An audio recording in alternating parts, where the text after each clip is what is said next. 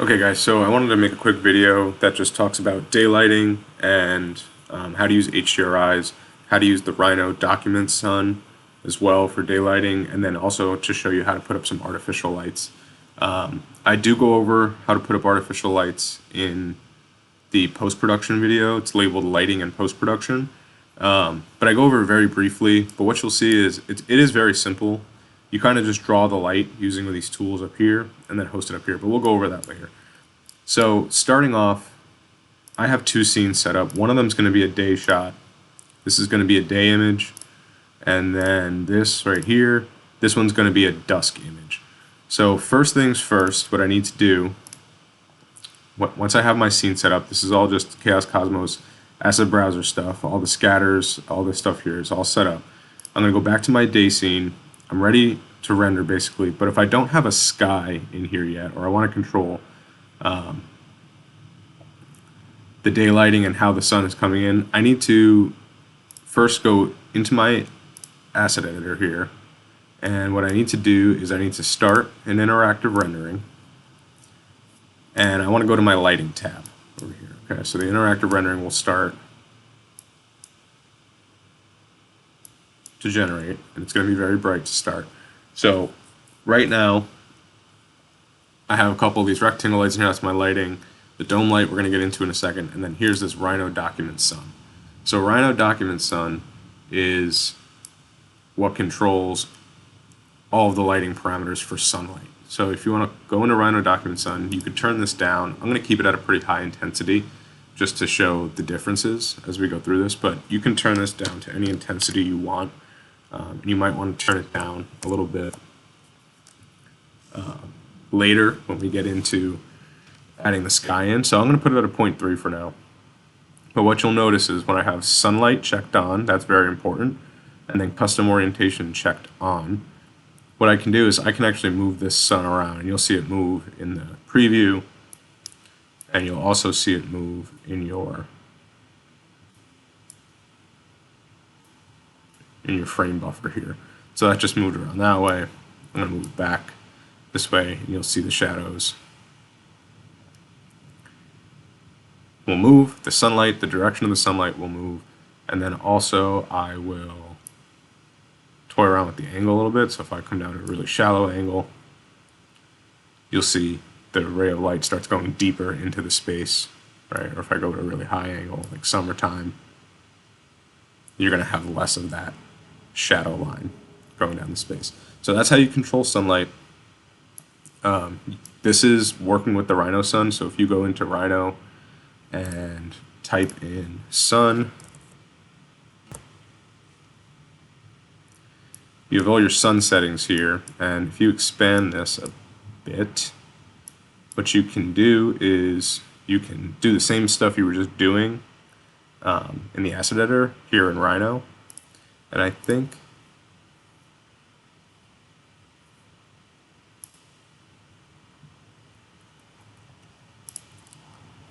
there should be a way to actually pick your position in the world. Maybe I'll show that to you guys in class. But that's how you control lighting and sunlight more than anything in your V-Ray frame buffer. Right? So I'm going to make this a little deeper of a shadow for now. But we have still no sky. We just have this gray sky here. So I'm gonna minimize this. I'm gonna minimize this for now. And the way HDRI skies work, delete this out. HDRI skies are a big dome that go over your scene. So what we have to use is we actually have to use a dome light and then put an HDRI sky texture into that dome light. So I'm going to select dome light. I'm going to place it anywhere. Just leave it. It's going to ask you to fill it with a texture from your computer. We have it loaded in to our asset editor. So we're just going to leave this dome light here for now. You'll see it in your Rhino view, but in the rendered view it won't show up. It'll just be the texture of the sky. So first thing I'm going to do is I have to pick a sky. So I'm going to go into the Cosmos browser. I'm going to select HDRIs. And then I'm going to pick any of these daytime ones. I would pick something that doesn't have like buildings in the background, I would just pick something that has just a straight sky. So like I picked day 029. What I did is I downloaded it, click download, and then you click import. And all that's going to do is that then pushes that into the asset editor here. And under our textures tab, you have day 029. It's a texture, it just shows white here. But more importantly, what we need to do is we need to go back to our lights tab, select our dome light here. There's the dome light, right? And then find that texture. So click back to textures. The dome light should still be open on the right. Select day 029 and drag it into this little textures box over here. Paste it as an instance and then check this box to turn it on. And this might be a little too intense, definitely a little too intense there. I'm going to say 0.3. It's going to be better. There you go. You start seeing a little bit of blue in there. Maybe 0.1. It's reading it with the Rhino document sun right now. So there you go. 0.1, you're going to get a nice little blue sky showing. And what you'll notice is now when you go with this in your scene now, when you start your frame buffer, you should actually have a little bit of a light blue sky in there. So if that's too pale for you, you can always adjust things afterwards once the rendering is finished. But if that's too pale, go back to the Rhino document sun, maybe turn that down by half and see what that does. That brings a little more sky to you. That could be helpful. And then if you want different cloud arrangements, all you have to do is take this dome light and just rotate it a little bit. And if you just rotate that, the position of the sky will change, but you'll see your sunlight position does not change because we are using the Rhino document sun to control the sunlight. Okay, so the HDRI just gives you the sky, and the Rhino document sun creates the shadows for you. Okay, so with that being said, let's say we do that, we like it, we render out our image, now we have to do the dusk shot. So what I'm going to do is I'm going to set my view to 2.4 V-Ray sample. I'm going to go into that view, and I'm going to open up my asset editor and the Cosmos browser. And so same idea, I'm going to go into HDRIs, I'm going to go to evening, and I'm going to download an evening sky. I like this one, Sunset 028, that was good. So I downloaded that, I imported that into my model, and it's the same idea, but we'll look at it with the Rhino sun on and off. But I think turning off the Rhino sun is probably good for this. So we're going to select our dome light again. We're going to go to our textures. We're going to find our sunset. We're going to paste our sunset in as an instance. And so 0.1 might be a little dark. We'll start at 0.2. And then we're going to open up our frame buffer. So our frame buffer, you see you have a dark sky, but you still have this Rhino document sun creating a really bright image for us here. So it's not a bad thing, but we'd probably like it to look a little darker. So what I want to do with the Rhino document sun really is I want to bring it like way down, and let's see what that does first.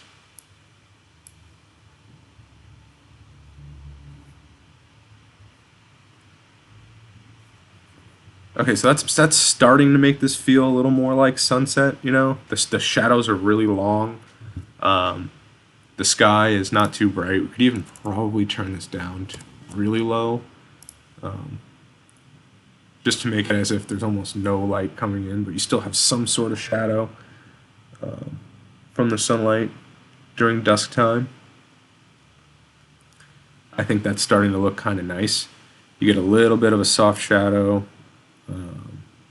You can change this orientation as well. Keep playing with that to do that. So now we have a bit of a dusk image set up, right? Sun's not fully below the horizon yet. If the sun was fully below the horizon and you weren't going to have any shadows whatsoever, any sunlight whatsoever, what I would recommend doing is just turning off the Rhino document sun altogether. So we're just going to turn off the Rhino document sun. And there you go. You have no shadows or anything going on. It does look a little stale like that though. So what I'm going to do is I'm going to recommend that we do turn on that Rhino document sun. And then we can even turn our dome light down a little bit more to like 0.1. And now it's really getting dark, right? So it's a balancing act of figuring out like how bright the sky needs to be to make it look like it's dusk and there's still some sunlight coming through. But I think that's appropriate. All right, so obviously for me, I have my rectangular lights set up so I'm getting some artificial lighting with the natural lighting. If you have not set up lights in your rendering, all you do is you go in, I'm just going to set one up in space. So I'm going to click on rectangular light. So you can do rectangular light or IES light, which is like a circle light, disk light. I'm going to draw the length of my light and then the width of my light, and there you go. You have your light. It's in space. What will happen, what you will notice, is that the light will place on the ground, on the farthest point of the ground. So I'm going to lift this up a bit, just to lift it up, and then I'm going to go into my asset editor, and then there you go. You have your light. So first things first, this light obviously is facing the wrong way. So I'm going to go into Rhino, and I'm going to rotate this 180 degrees. What did that do? Let's see what that did. That didn't do anything. 180, there you go. All right, so now we have our lights facing downward. So that's the first thing you have to do. If I want to change the size of this light, what I can do is I can go in here. You'll see the light selected when you have it selected in your scene. And what I can do here is I can change the size of it. So let's say it was a 2x4, you'd have 2x4, right? That's a typical 2x4 light for the most part.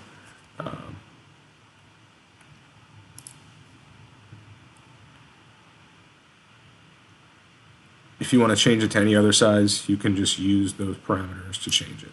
Okay, so rectangular light, or you can change it to a disk light, which is fun. You can change that to a disk light. It'll give you a radius. So you can just kind of change that disk light as you go. You can do it. I think what it's doing is a disk inside of a rectangle, which is kind of cool. I'm going to go back to rectangle light. I'm just going to make this 2x4 for all intents and purposes. And I'm going to show it here. I might lift it up a little bit more just to make this point. So in our scene, you have your light here. You can change the intensity of the light. That will change the brightness of it. Okay. So the intensity of the light, maybe we want to make it just for all intents and purposes 100. See, it gets a lot hotter, a lot brighter on the spot there. Maybe we want to keep it at 50 for now. We'll keep it at 50. The other stuff that's going on here is directionality. So directionality, you can make this light, and let's look over here at this portion. You can make this light kind of come to a cone of light and turn on the directionality of it. So I think 0.4 is somewhere good. No light is really ever like a 0 where it flushes out with the wall. The only time you use that is maybe if you were putting up like a street lamp, so you want it to get you want to get a wide spread of light on the ground here. But the directionality, you can go 0 to 1. 1 makes it really strict on the ground, just makes it a spot basically mirroring the light itself. I would keep your lights somewhere between 0.3 and 0.4.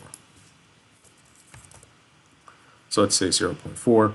And then all you have to do now, if you want to put these lights in and you just want 5 of them in a row, you can just do a linear array command, or array linear, array linear, number of items, let's say 5, first reference point, just hold shift, and there you go. You can put them in at whatever, 3-foot spacing from the center, and then you'll have 5 lights in a row. In your asset editor, they'll all get controlled by the same light, but when you render them out, they'll all be separate, which is always nice. And there you go. Now you have an array of light. You have 4 lights right here. You can see them. And yes, they do actually show up as lights. So if you don't have a light modeled in your model there, it doesn't matter. You don't have to do that. You can just put these lights up and you will see